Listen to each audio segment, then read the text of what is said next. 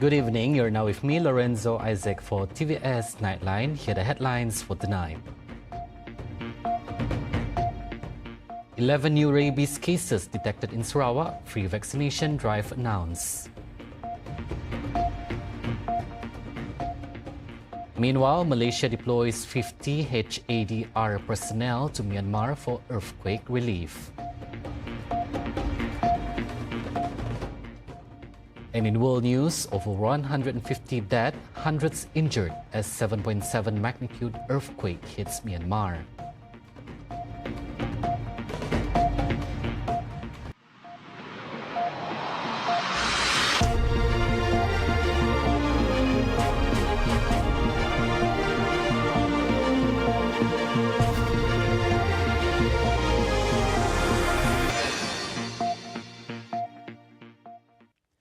The Sarawak Veterinary Diagnostic Laboratory, SVDL, has detected 11 new rabies cases this month, involving stray and roaming pet dog bites in Kuching, Padawan and Bau.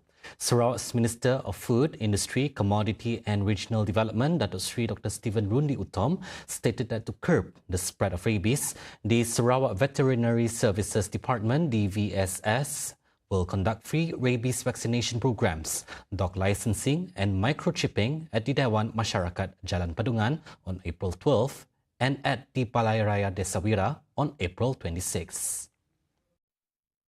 In a statement, Dr. Rundi identified the affected areas including Kampung Sejijak Batukawa, Kampung Surik Stapok, MJC Batukawa Factory, Jalan Stephen Yong, Jalan Penrisen Pedawan, Jalan Sebuku Buso, Pekan Pakuk Bau, Jalan Bau Lama, Kampung Nyabut Rombol, Taman Hillside Matang and Taman Desa Sejijak.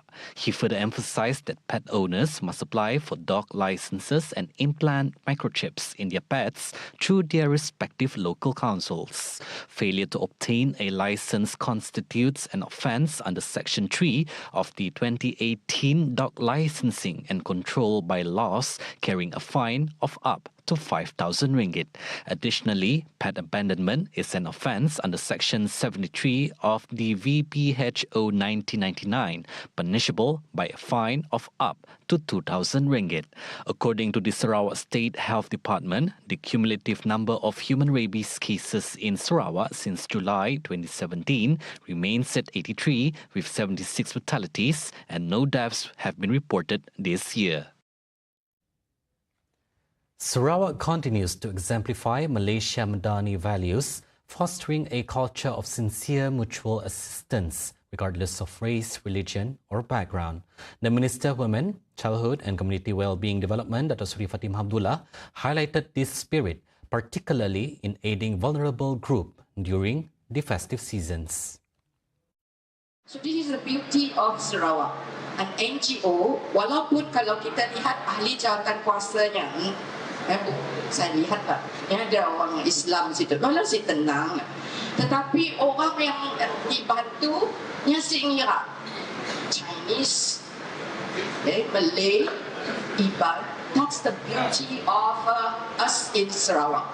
We have organizations, we have NGO yang ikhlas memberi bantuan. Nya si kira, oh, nya tu bukan orang kami, nya tu orang lain. Cadang ada kami tak saja.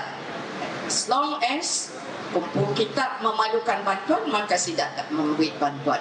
Ya, the beauty of Sarawak. Susah kita nak cari NGO macam tu di tempat-tempat lain. She said this while representing Premier Sarawak, Datuk Peninggitan Sri Abang Johari Tun Openg, at a Hari Raya food aid distribution event in Kuching. She noted that the compassion shown comes not only from state government initiatives like Sejambak Kasih, but also from NGOs, corporate bodies and individuals who contribute selflessly, regardless of racial or religious backgrounds. She urged that this spirit of charity be continuously nurtured to keep Sarawak a model state for Malaysia Madani values. Currently, 415 recipients receive monthly assistance from the association, along with special contributions during festive seasons such as Aidilfitri, Chinese New Year and Gawai.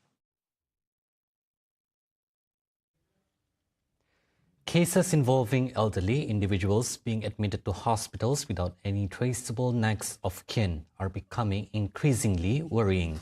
Sarawak Minister for Women, Children and Community Wellbeing Development, Dato' Sri Fatimah Abdullah, revealed that some elderly patients are brought to hospitals by their family members only for authorities to discover that the contact details provided are no longer valid or that the listed address does not belong to their relatives.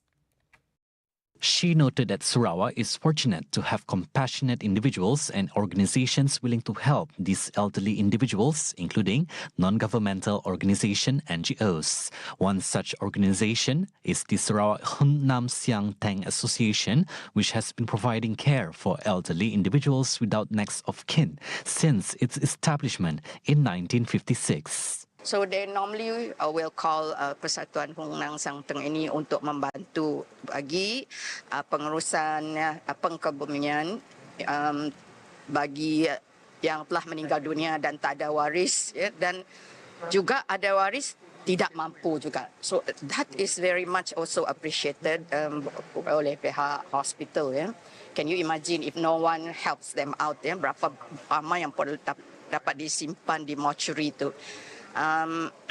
Selain daripada itu, so ini yang saya juga ya merasakan satu perkhidmatan yang sangat baik yang ditawarkan oleh Hong Nang Siang Teng ini.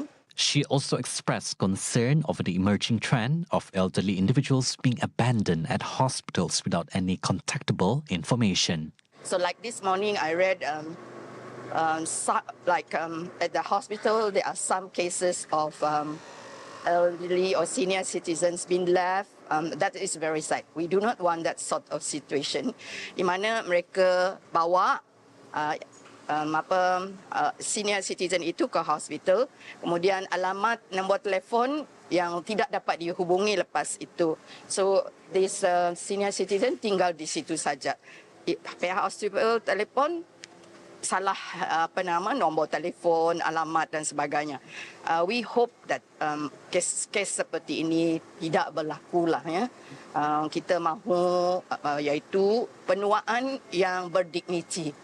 Therefore, she stressed the need for stronger collaboration between government agencies, NGOs, communities and family members to ensure that the elderly continue to receive proper care, a good quality of life and dignity.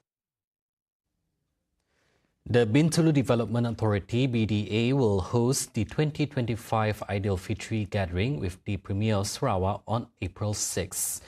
The event will commence at 9:30 a.m. at the Balai Raya Kampung Asyakirin Phase 1. In a statement, the BDA announced that the event is expected to be attended by the Premier of Sarawak, who is also the chairman of BDA, Dato' Peninggitan Sri Abang Johari Tun Openg, along with his wife, Puan Seri Dato' Amar Jumaani Tun Tuanku Bujang, and other dignitaries.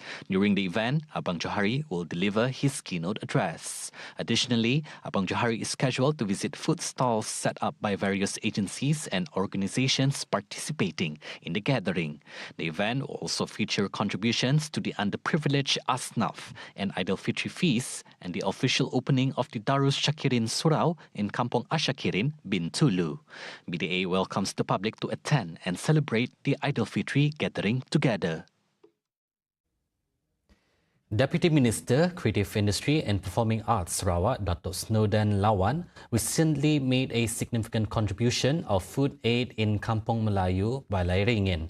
The donation, aimed at assisting Asnaf families, underscores the government's continued commitment to alleviating poverty and supporting those in need. The event, which took place at Masjid Jamek Balai Ringin, saw Dato' Snowden Lawan presenting 37 food aids from two villages, Kampung Melayu Balai Ringin and Kampung Ensabang Jaya. It is a joint program by the Village Security and Development Committee (JKKK) of Kampung Melayu Balai Ringin, as well as the Women's Bureau of Kampung Melayu. Also present were representatives from JKKK Balai Ringin, Women's Bureau and SAO Balai Ringin Sub-District, Adam Abdullah.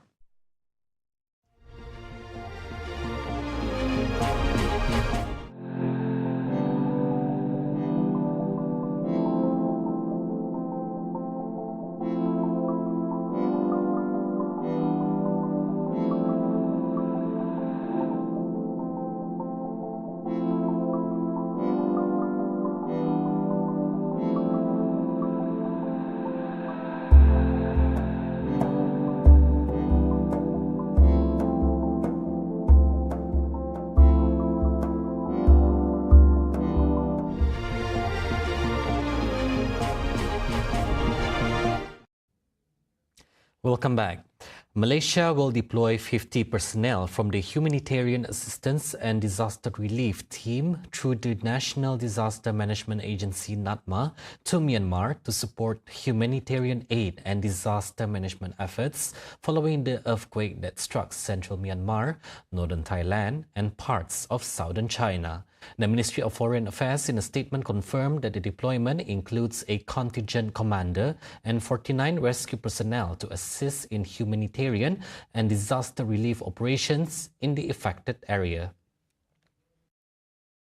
Wisma Putra announced that it is currently coordinating all visa and logistical requirements for NADMA's mission. The Malaysian Embassy in Yangon will provide support to the team's operation in Myanmar, including liaising with local authorities and humanitarian partners. The ministry also reaffirmed Malaysia's strong commitment to regional cooperation and emphasized the nation's readiness to continue contributing meaningfully to the humanitarian assistance and disaster management efforts across ASEAN.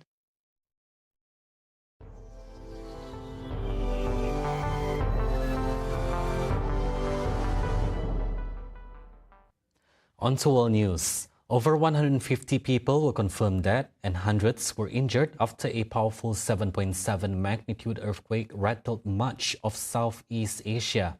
Just hours later, another 4.2 magnitude quake struck Myanmar late on Friday, the National Center for Seismology reported.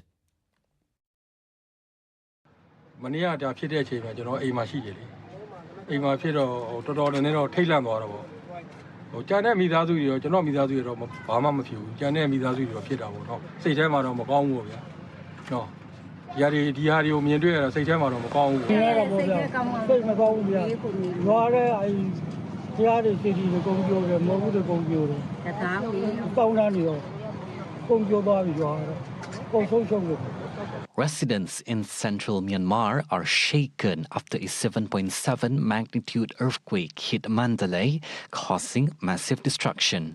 Tremors were also felt in China's southwest Yunnan province, measuring 7.9 in magnitude, according to Beijing's quake agency. Earthquakes are relatively common in Myanmar, where 6 strong quakes of 7.0 magnitude or more struck between 1930 and 1956 near the Sagaing Fault, which runs north to south through the center of the country. A powerful earthquake that struck Myanmar on Friday is believed to be one of the strongest in decades, with experts warning of significant casualties and widespread destruction. Automatic assessments by the United States Geological Survey (USGS) issued a red alert for fatalities and economic losses. According to USGS analysis, high casualties and extensive damage are probable, and the disaster is likely widespread. The agency also estimated a 35% chance that the death toll could range between 10,000 and 100,000. Weak infrastructure and ongoing conflict in Myanmar are expected to complicate relief efforts. See the world closer with TVS as we bring you the latest news updates both locally and internationally. For more headlines anytime, anywhere, just head onto our official website at tvsarawak.my or follow us on our social media platforms at TV Sarawak. Those were the updates on TVS Nightline. I'm Lorenzo Isaac. Thank you for watching and have a good night.